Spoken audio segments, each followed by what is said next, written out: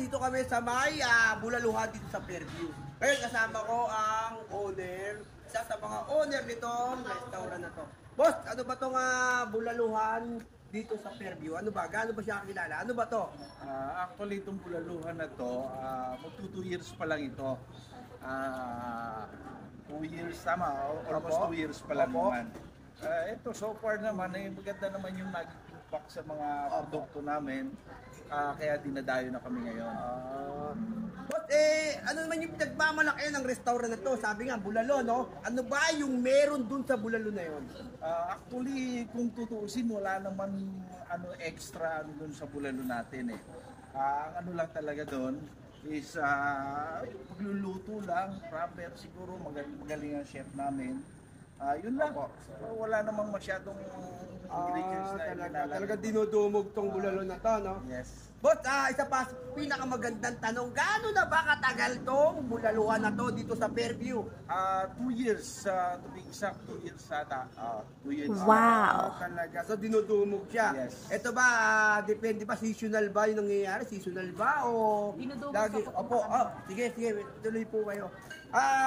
Boss, po kami, opo, ang dami natin. Ako, boss, kita mo yung mga customer natin. Di ba? Iba yung customer natin. Kita naman.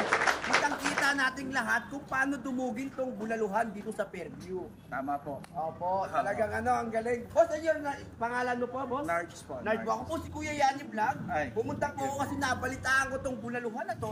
Talagang napakasarap daw ng pagkain Yes, dito. talaga. Opo. Binabalik-balikan ito ng mga customer once na nating Manila.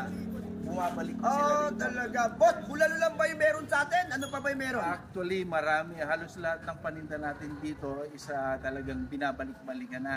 Katulad ng kare-kare, Talaga? ihaw. Yeah. Ay, meron ding ihaw ha. Paborito ko yan ha. Boss, anong oras ba bukas ang ating restaurant? Yes, bukas pala kami mula 10 o'clock hanggang 10 o'clock ng gabi rin. 10 to 10 po. 10 to 10. So, alas 10 ng gabi, medyo kailangan aagahan ko pagkakain ako dito. Yes. Napakalaki, talaga pwede sakyan ko rito. Totoo. Talaga. Boss, isa na lang nalupit na tanong.